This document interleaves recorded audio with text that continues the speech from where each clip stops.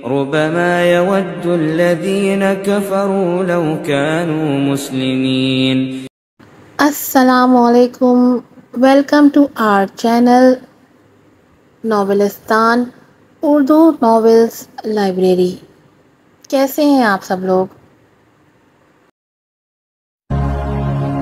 کا سلیقہ نہیں آتا، پھر بھی ہر روز ہاتھ پھیلائے اس یقین کے ساتھ تجھ سے مانگتے ہیں کہ تیرے سوا ہماری دعاؤں کو قبول کرنے والا کوئی نہیں. اے مالک، ہماری ٹوٹی پھوٹی دعاؤں کو نہ دیکھ، ہمارا تجھ پہ جو یقین کامل ہے اس کو دیکھ اور ہماری حاجتوں کو پورا کر دے. آمین. آج آپ کے لیے ایک نیا ناول لے کر آئی ہوں. ناول کا نام ہے طرد من فلاک، یعنی فلک سے بے دخل. یہ کہانی ایسے لوگوں کی جو دنیا میں سکون کو تلاش پہ ہیں. امید کرتی ہوں کہ آپ مار دھاڑ اور اللہ معاف کرے وہ روڈ ہیرو والے ناول سے ہٹ کر بھی کچھ پڑھنا چاہیں گے. اور پہلے بھی میں نے ایک ناول تھوڑا سا اسلامک وے پہ شروع کیا تھا، لیکن آپ لوگوں کا انٹرسٹ بالکل 0% تھا. مجھے بہت افسوس سے کہنا پڑتا ہے کہ ہم لوگ کے نزدیک ناول صرف وہ محبتیں رہ گئی ہیں جن میں ہیروئن کی سانسیں بہک رہی ہیں، ہونٹ لرز رہے ہیں، دوپٹہ گر رہا ہے، اور کیا کہنا چاہیے کپ کپا رہی ہیں اور جربلا رہی ہیں. بس یہی والے ڈائلاگز جن ناولس میں ہوتے ہیں انہی ناولس کو آپ لوگ اہمیت دیتے ہیں. جہاں بھی اسلامک طرز تھوڑا سا یا اسلامک وے بیان کرنے کی کوشش کی جاتی ہے ناولز میں، وہیں آپ لوگوں کا دم نکل جاتا ہے اور آپ لوگ ایسے بھاگ جاتے ہیں جیسے گدھے کے سر سے سینگ. امید کرتی ہوں کہ آپ لوگ اس ناول کو تھوڑی سی توجہ دیں گے اور تھوڑا سا اس کو سمجھنے کی کوشش بھی کریں گے، اور تھوڑا سا دائرہ اسلام کے اندر رہتے ہوئے بھی محبت کو سمجھیں گے کہ محبت کو اسلام نے کس طرح سے بیان کیا ہے. یا ہمارے دین میں دیکھیں، ہمارے دین میں اجازت ہے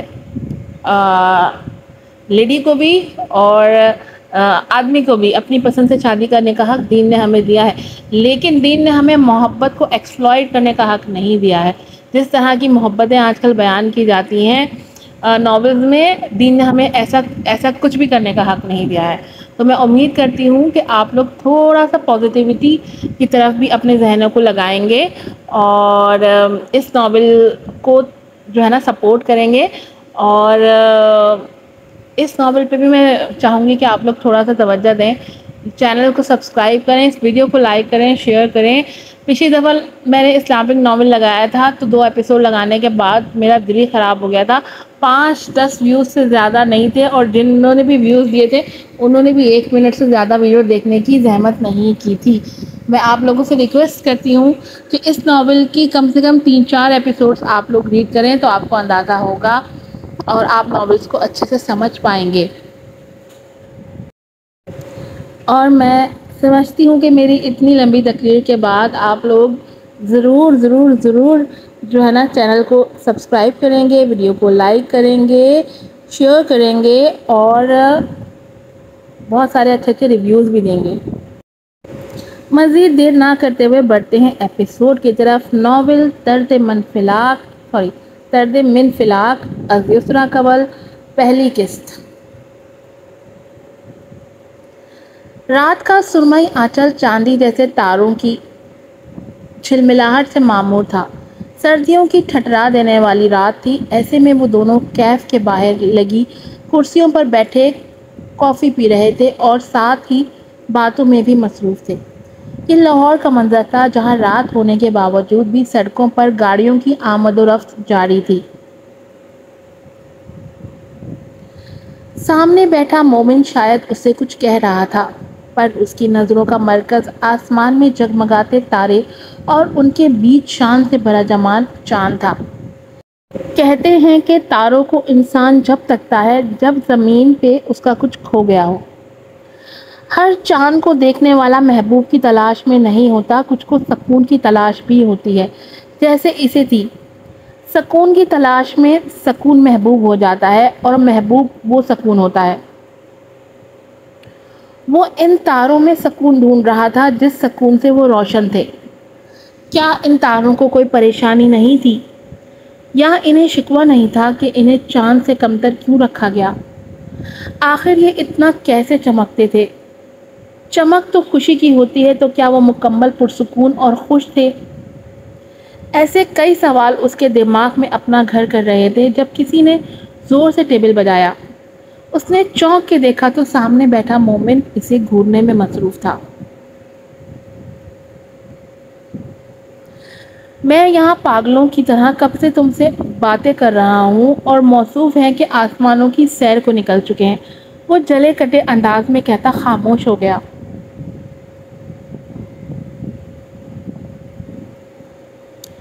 کیا کہہ رہے تھے تم؟ اس نے جتنے آرام سے پوچھا، مومن نے اتنے ہی غصے سے اسے دیکھا۔ پریزنٹیشن کے سارے مین پوائنٹس بتا چکا ہوں۔ مجھے لگا تم سن رہے ہو، پر تم تو تارے گننے میں مگن تھے۔ پھر بتاؤ کتنے تارے ہیں آسمان میں؟ اس نے طنزیہ پوچھا۔ بس کر جاؤ مومن، کیا عورتوں کی طرح تانے دیے جا رہے ہو؟ ایک بار دوبارہ بتا دو، تمہاری زبان کو زنگ تو نہیں لگ جائے گا؟ اس کے کہنے پہ پہلے تو مومن نے اسے گھوری سے نوازا، لیکن پھر اسے سارے پوائنٹس دوبارہ بتا دیے، اور وہ کر بھی کیا سکتا تھا اسے بتانے کے سوا؟ بیچارہ مومن۔ کل ان کی یونیورسٹی میں پریزنٹیشن تھی جس کی انہیں اچھی طرح تیاری کرنی تھی۔ وہ دونوں اسکول لائف سے ساتھ تھے اور جہاں جاتے تھے ان کی دوستی مشہور ہو جاتی تھی۔ ہر پروگرام میں، شادی میں یا دوسری تقریبات میں وہ دونوں ایک جیسی ڈریسنگ کیا کرتے تھے۔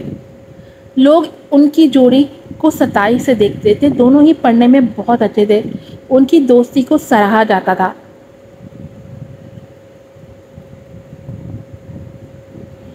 وہ دونوں جو واقف تھے کہ اندر کہیں سے دونوں ہی بے چین ہیں، اپنے اصل سے واقفیت کی بے چینی۔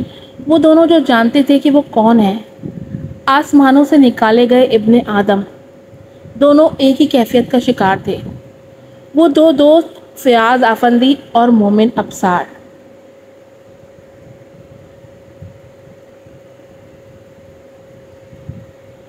یہ لاہور کے پوش علاقے میں موجود 3 منزلہ گھر تھا، جس کی درمیانی منزل کے تیسرے کمرے کی لائٹ کھلی تھی، جس سے اس بات کا اندازہ لگایا جا سکتا تھا کہ وہاں موجود شخصیت جاگ رہی ہے۔ ہر طرف چھائے سناٹے میں اس کی کی بورڈ پہ چلتی انگلیاں ارتعاش پیدا کر رہی تھیں۔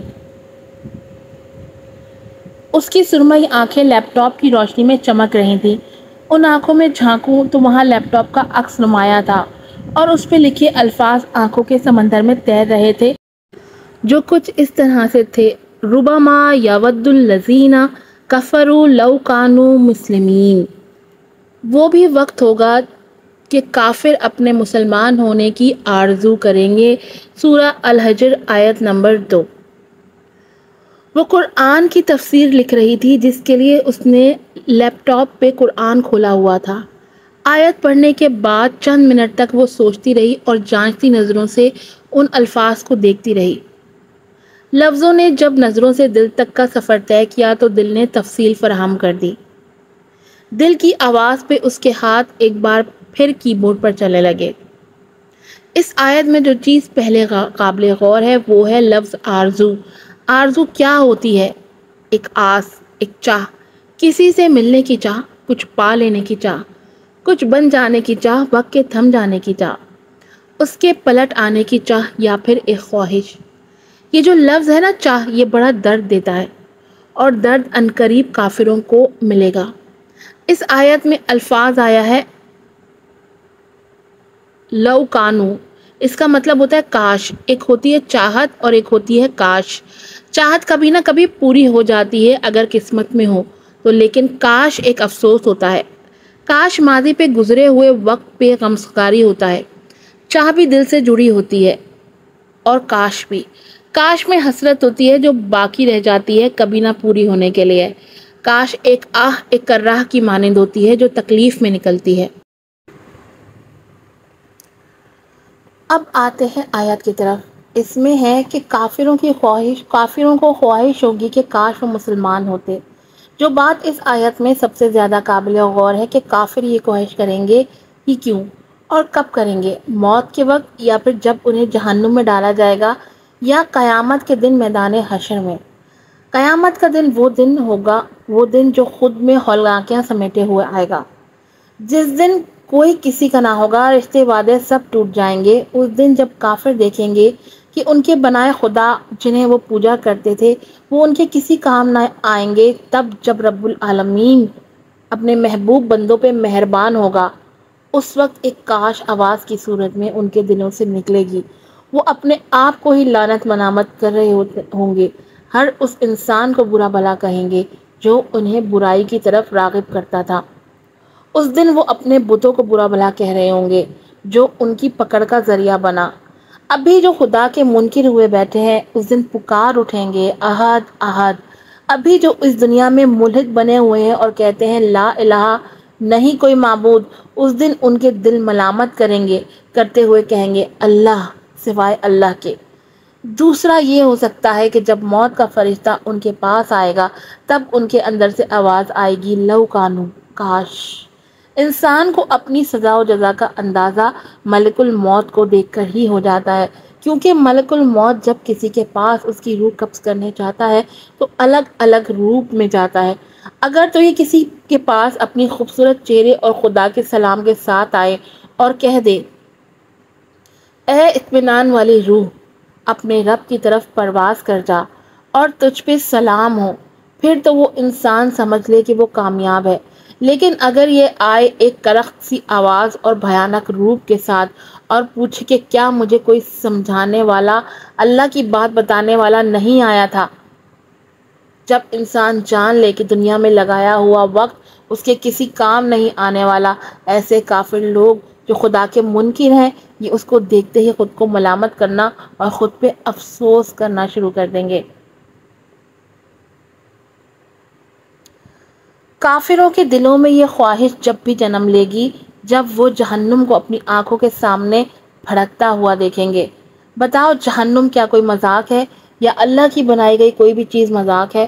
آج اس دنیا میں جو لوگ اسے مذاق سمجھے ہوئے ہیں، قیامت کے دن عنقریب وہ جان لیں گے اللہ سچا تھا یا ان کے بنائے گئے خود ساختہ بت۔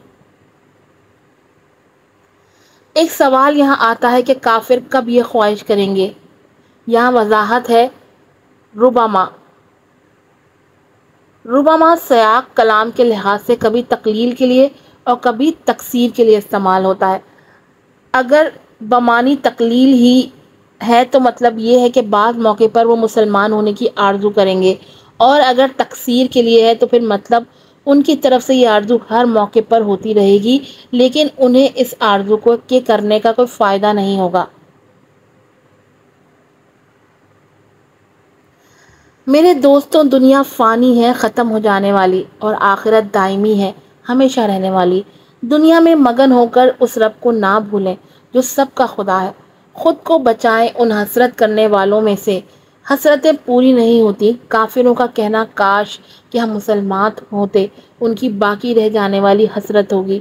خود کو ایسا بنائیں کہ جب خدا کے سامنے پیش ہوں تو شرمندگی اور ندامت سے سر جھکانے کی بجائے مسکراہٹ کے ساتھ اس کے عرش کے سائبان تلے کھڑے ہوں۔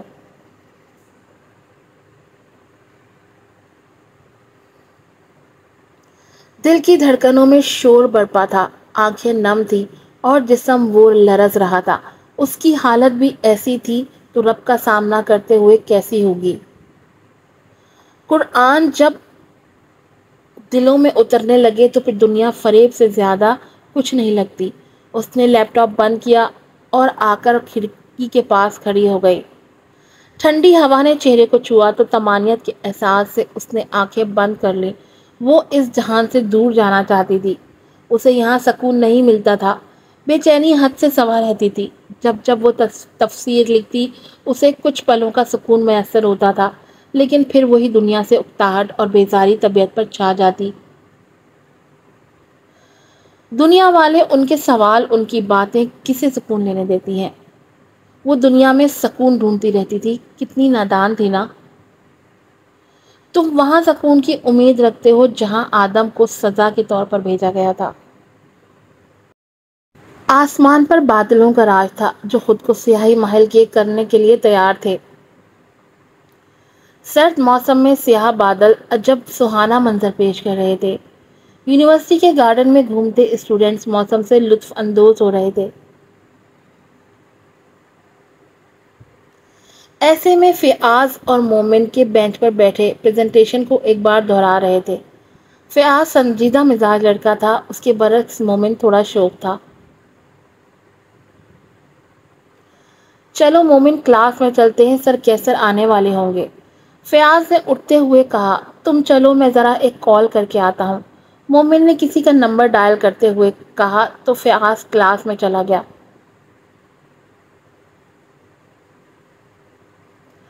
اس کو دیکھتے ہی لڑکیوں نے دل تھام لیا، آخر وہ تھا ہی اتنا خوبصورت۔ سفید رنگت، لمبا قد، رنگت میں شامل گلابی پن، ہلکی بھوری آنکھیں، بھورے بال۔ وہ پٹھانوں جیسا لگتا تھا جبکہ وہ تھا نہیں۔ وہ آ کر درمیان والی قطار میں سب سے الگ آگے بیٹھ گیا۔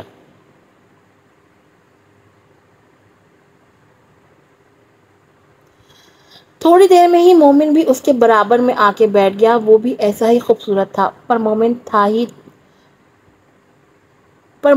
ہی پٹھان، تو ایک طرح سے خوبصورتی اسے وراثت میں ملی تھی۔ اس کی آنکھوں اور بالوں کا رنگ سیاہ تھا۔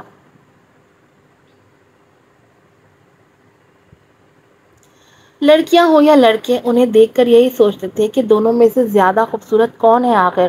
اندازہ لگانا خاصا مشکل تھا۔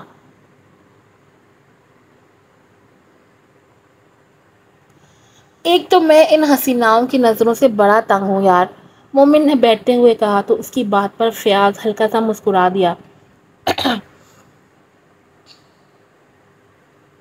تم ان حسیناؤں کو نہیں دیکھا کرو، اگنور کرو، سو سمپل۔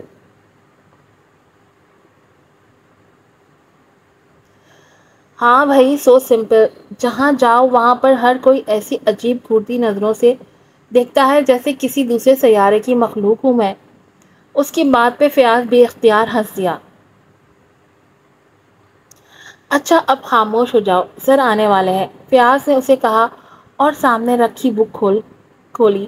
کچھ ہی دیر گزری کہ سر کیسر کلاس میں آ گئے۔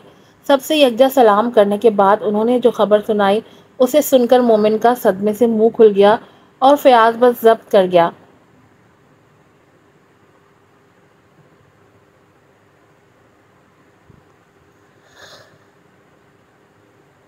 آج آپ لوگوں کی پریزنٹیشن نہیں ہوگی کیونکہ یونیورسٹی میں ایک ایونٹ ارینج کیا گیا ہے جس میں آپ سب لوگوں نے آنا ہے۔ وہ تو اتنا کہتے جا چکے تھے، لیکن مومن کا صدمہ ہنوز ویسا ہی تھا۔ ابے یار، یہ پروفیسر سمجھتے کیا ہیں ہمیں؟ ہم اتنی محنت سے اچھی سی پریزنٹیشن تیار کر کے لائے تھے اور انہوں نے لینا ہی مناسب نہیں سمجھا، اور یہ ایونٹ والوں کو بھی آج ہی ایونٹ رکھنا تھا۔ اب کل میں بھی نہیں دوں گا کوئی پریزنٹیشن۔ زور سے رجسٹر کو بند کرتے ہی وہ وہاں سے چلا گیا تو سب اسے دیکھنے لگے۔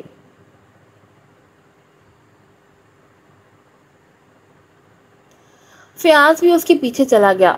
وہ غصے میں جا رہا تھا، اس لیے سامنے دھیان ہی نہیں گیا اور وہ کسی لڑکی سے ٹکرا گیا۔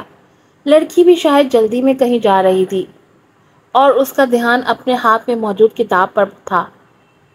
سوری میں غلطی سے ٹکرا گیا، آپ کو دیکھا نہیں تھا، مومن نے خود معذرت کر لی۔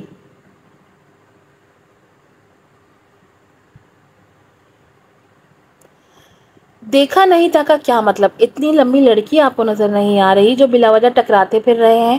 سامنے والی لڑکی زیادہ ہی غصے میں تھی۔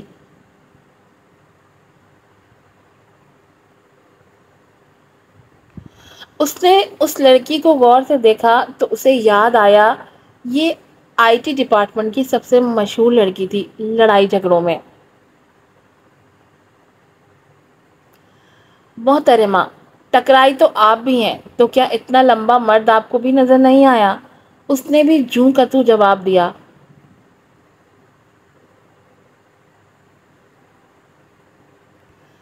اس کی بات پر وہ لڑکی غصے سے گھورتی وہاں سے چلی گئی۔ اسے شاید کہیں جانے کی جلدی تھی، ورنہ لڑائی کو بیچ میں چھوڑ جانے والوں میں سے نہیں تھی وہ۔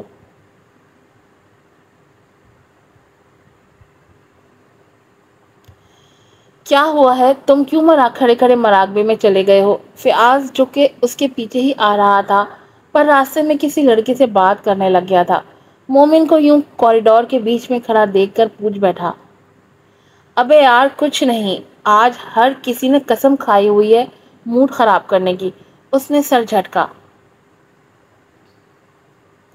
اچھا سب کچھ چھوڑو، تھوڑی دیر کینٹین میں چل کر بیٹھتے ہیں، پھر گھر میں چلیں گے۔ فیاض اسے اپنے ساتھ لیتا کینٹین کی جانب بڑھ گیا۔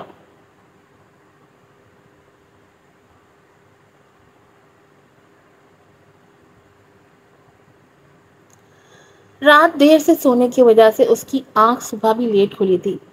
جلدی جلدی تیار ہو کر اس نے ناشتہ کیا اور وہ یونیورسٹی کے لیے نکل گئی۔ اس نے یونیورسٹی کے فنکشن میں حصہ بھی لیا تھا۔ اس کا یونی میں پہلا سال تھا اور بہت ہی کم لوگ اسے جانتے تھے۔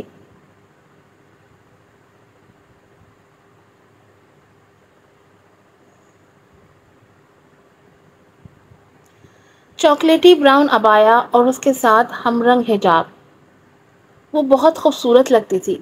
حجاب میں سے بس اس کی سرمئی آنکھیں ہی نظر آتی تھیں۔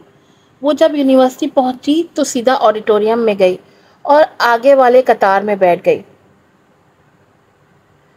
ایونٹ کی تیاریاں تقریباً مکمل ہو چکی تھی اور اسٹوڈنٹس بھی آنا شروع ہو گئے تھے۔ کچھ دیر گزری اور فنکشن شروع ہو گیا۔ تلاوت قرآن کے بعد اس کا باقاعدہ آغاز کیا گیا۔ سامنے اسٹیج پر کھڑی لڑکی جو کہ غالباً ہوسٹ تھی، اس نے مائک پکڑا اور بولنا شروع کیا۔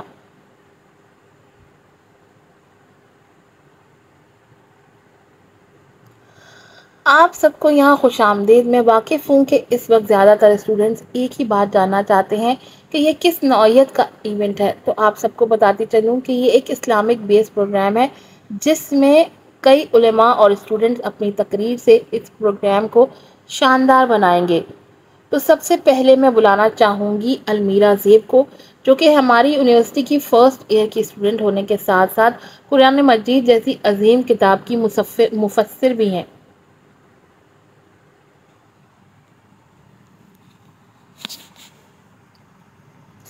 المیرا نے اپنے نام کی پکار پر گہری سانس لی اور نشست سے اٹھ کھڑی ہوئی۔ ڈائس پر کھڑے ہو کر اس نے ایک نظر سامنے بڑے مجمع پر ڈالی اور پھر بولنا شروع ہوئی۔ یہ اس کی اس طرح کی پہلی تقریر تھی، اس لیے وہ تھوڑی کنفیوز بھی تھی۔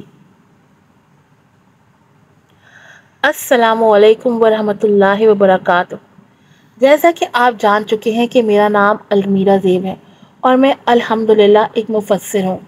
میں نے آج سے پہلے کبھی کوئی اسپیچ نہیں کی، یہ پہلی بار ہے کہ میں اتنے سارے لوگوں سے مخاطب ہوں۔ چلتے ہیں میری اسپیچ کی طرف۔ سچ بتاؤں تو میں گھر سے عنوان سے زیادہ کچھ سوچ کر یا لکھ کر نہیں آئی، بس عنوان ذہن میں تھا اور دل میں خواہش، اس لیے میں نے اس پروگرام میں حصہ لیا۔ میری تقریر کا موضوع ہے لقد طردنا من السماء۔ اس کے معنی ہے آسمانوں سے نکالے گئے ہم۔ اس کا اتنا کہنا تھا کہ 3 لوگوں کو اپنے دل کی دھڑکنیں رکتی محسوس ہوئیں، کوریڈور سے گزرتی حجاب اور کینٹین میں بیٹھے مومن اور فیاض۔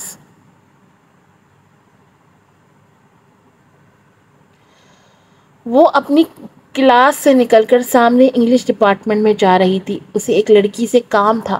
سوچوں میں گم وہ چل رہی تھی کہ اس کی کسی سے ٹکر ہوئی۔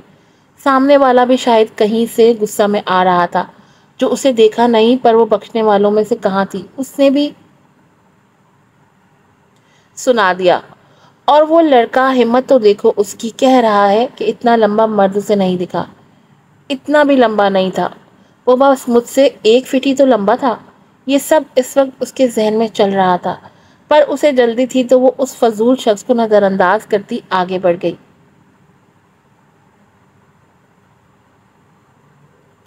لڑکی سے اسے جو کام تھا اس میں کافی وقت لگ گیا تھا۔ اب جب وہ آڈیٹوریم کے باہر والے کوریڈور سے گزر رہی تھی، اندر سے آتی آواز اور اس میں کہے الفاظ کو سن کے اس کے قدم زنجیر ہو گئے۔ آخر کون تھی وہ لڑکی جو اتنی خوبصورت آواز میں بات کہہ گئی تھی؟ اس سے ملتے جلتے الفاظ ایسی ہی سوچے تو اس کے دل میں گھر کیے بیٹھی تھی۔ وہ آگے بڑھنا چاہتی تھی پر قدم خود بخود آڈیٹوریم کی طرف رک کر گئے۔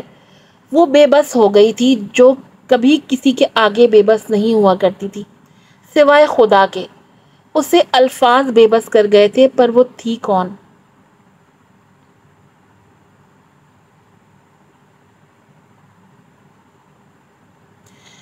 دیواروں نے ذہن کے پردوں کو لہرایا تو انہیں وہ یاد آ گئی۔ ہاں، وہ وہی تھی جو لڑائی جھگڑوں میں مشہور تھی، حجاب صحرا۔ آج کی ایپیسوڈ یہیں پر ختم ہوتی ہے۔ امید کرتی ہوں کہ آپ لوگوں کو پسند آئی ہوگی۔ ویسے آپ لوگوں کو اسلامک طرز پہ کچھ زیادہ خاص مٹیریل پسند نہیں آتا، خاص طور پہ ناولس سے بالکل بھی پسند نہیں آتے۔ یہ میں جب سے میں نے یہ ناولس پڑھنے اور کیا کہنا چاہیے ناولس کا چینل بنایا ہے، یہ بات تو میں اچھے سے سمجھ گئی ہوں۔ بہت کم میں نے اسلامک یا دینی ناولس یا دینی مواد کے اوپر آپ لوگوں کے لائکس یا شیئرز یا کمنٹ دیکھے۔ پتہ نہیں ہم آہستہ آہستہ کیوں اتنے جو ہے نا آرٹیفیشل چیزوں کی طرف گم ہوتے جا رہے ہیں۔ لیکن میں امید کرتی ہوں کہ اور بہت زیادہ دعا بھی کرتی ہوں کہ آپ لوگ جو ہے اس ناول کو پڑھیں، اس کو پسند کریں، اس کو شیئر کریں اور ہمیں اچھے اچھے ریویوز بھی دیں۔ اس میں ہماری کوئی غلطی ہو اسلامک پوائنٹ آف ویو سے یا کسی بھی، تو اس کے لیے آپ ہمیں بتائیں۔ اگر کوئی آیت پڑھنے میں زیر زبر پیش کی غلطی ہو گئی ہو تو اس کے لیے مجھے معاف فرمائیں اور میری اصلاح بھی کر دیں۔ میں سیکھنے والے میں سے ہوں، اگر آپ میری اصلاح کر دیں گے تو مجھے کوئی مسئلہ نہیں ہوگا۔ لیکن میں دل سے چاہتی ہوں کہ آپ اس ناول کو سپورٹ کریں اور جتنے بھی آپ کے گروپس وغیرہ ہیں اس میں شیئر کریں اور لوگوں کو اویئرنیس ہو